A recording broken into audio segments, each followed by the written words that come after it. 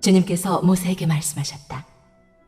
이스라엘 자손 가운데서 태를 제일 먼저 열고 나온 것, 곧 처음 난 것은 모두 거룩하게 구별하여 나에게 바쳐라.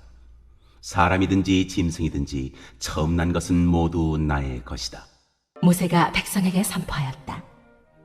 당신들은 이집트에서 곧 당신들이 종살이하던 집에서 나온 이날을 기억하십시오. 주님께서 강한 손으로 거기에서 당신들을 이끌어내신 날이니 누룩을 넣은 빵을 먹어서는 안 됩니다. 첫째 달인 아비벌의 오늘 당신들이 이집트를 떠났습니다.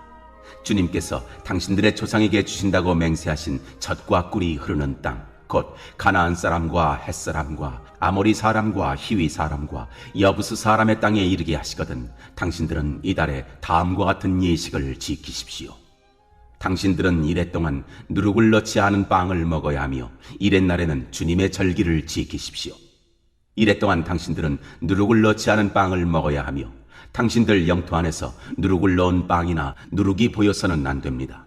그날에 당신들은 당신들 아들, 딸들에게 이 예식은 내가 이집트에서 나올 때 주님께서 나에게 해주신 일을 기억하고 지키는 것이다 하고 설명하여 주십시오.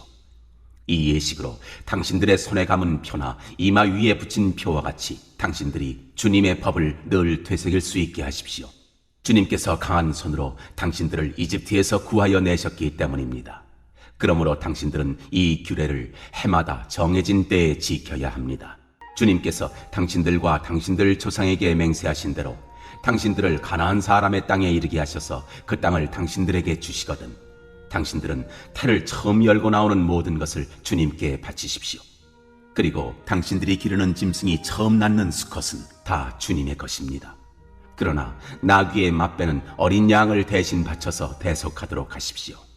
그렇게 대속하지 않으려거든 그 목을 꺾으십시오. 당신들 자식들 가운데서 맏아들은 모두 대속하여야 합니다. 뒷날 당신들 아들, 딸이 당신들에게 묻기를 무엇 때문에 이런 일을 하느냐고 하거든 당신들은 아들, 딸에게 이렇게 일러주십시오. 주님께서 강한 손으로 이집트, 곧 종살이하던 집에서 우리를 이끌어내셨다. 그때 바로가 우리를 내보내지 않으려고 고집을 부렸으므로 주님께서 처음 난 것을 사람뿐만 아니라 이집트 땅에 있는 모든 처음 난 것을 죽이셨다. 그래서 나는 처음 태를 열고 나온 모든 수컷을 주님께 제물로 바쳐서 이들 가운데에서도 맏아들을 모두 대속하는 것이다. 이것을 각자의 손에 감은 표나 이마 위에 붙인 표처럼 여겨라. 이렇게 하는 것은 주님께서 강한 손으로 우리를 이집트 땅에서 이끌어내셨기 때문이다. 바로는 마침내 이스라엘 백성을 내보냈다. 그러나 그들이 블레셋 사람의 땅을 거쳐서 가는 것이 가장 가까운데도 하나님은 백성을 그 길로 인도하지 않으셨다.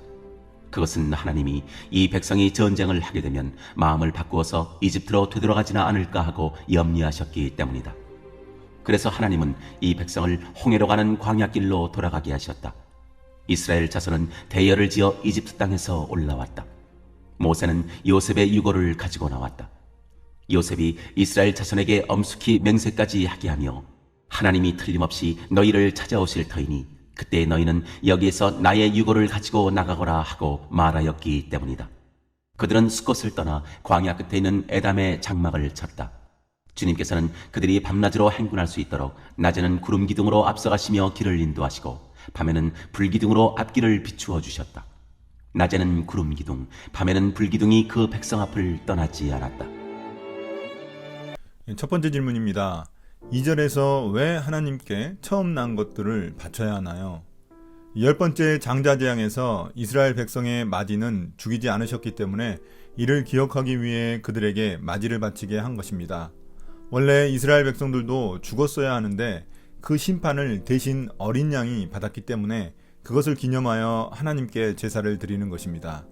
또한 처음 난 가축은 희생제물로 바쳐야 하는데 희생제물에 알맞지 않은 부정한 나귀 같은 짐승은 다른 짐승으로 대신 바치게 하셨습니다.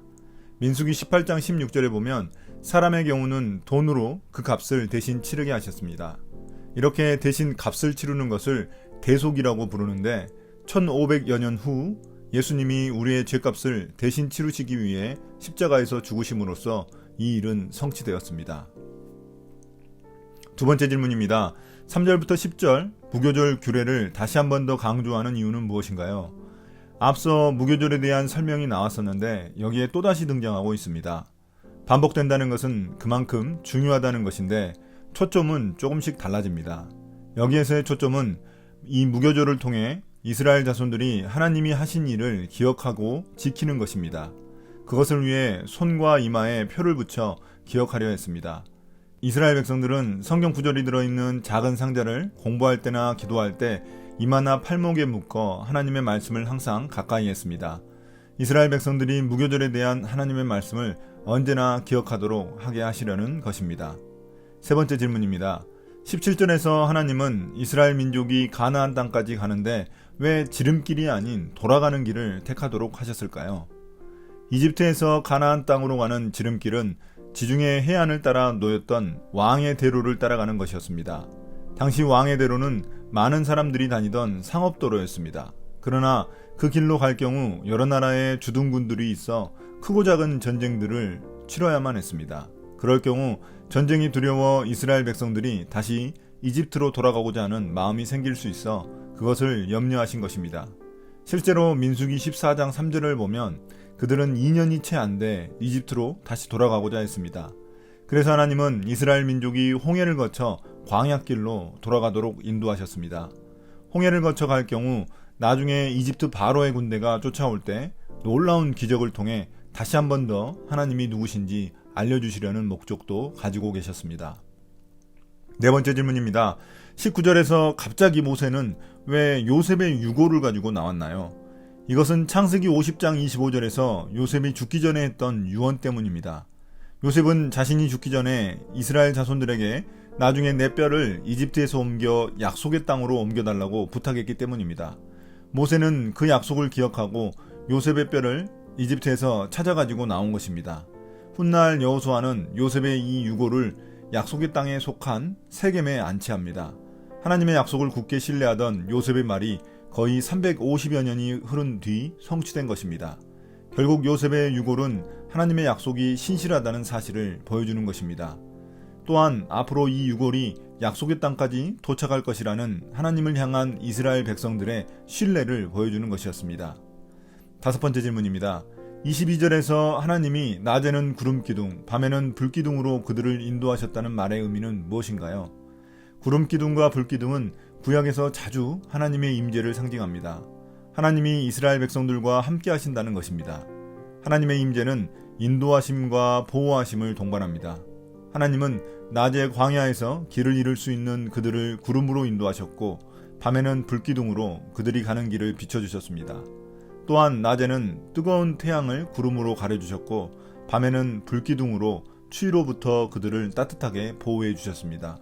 이러한 구름기둥 불기둥은 오늘날 성령이 하시는 일과 같습니다. 성령 하나님은 항상 우리와 함께 계시며 우리의 삶을 인도하시고 보호해 주십니다. 묵상 포인트입니다.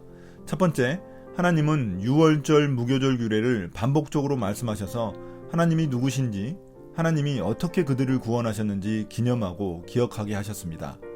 하나님에 대한 망각은 죄악을 가져오기 때문입니다. 우리가 매주 예배를 드리는 이유도 그것 때문입니다. 우리는 예배를 통해 예수님이 우리를 위해 하신 일을 기억하는 것입니다. 믿음은 기억하는 것이고 불신앙은 망각하는 것입니다. 두 번째, 하나님은 밤낮으로 구름기둥 불기둥으로 이스라엘 백성들을 인도해 주시고 지켜주셨습니다. 외롭고 험난한 광야길이었지만 하나님이 함께 하시기 때문에 그들은 나아갈 수 있었습니다. 우리도 마찬가지입니다. 성령 하나님이 우리와 함께 하시기 때문에 거친 세상 속에서도 우리는 담대히 나아갈 수 있습니다. 성령 하나님이 우리의 발걸음을 인도하시고 우리를 악으로부터 지켜주시기 때문입니다. 오늘 묵상을 마치겠습니다. 감사합니다.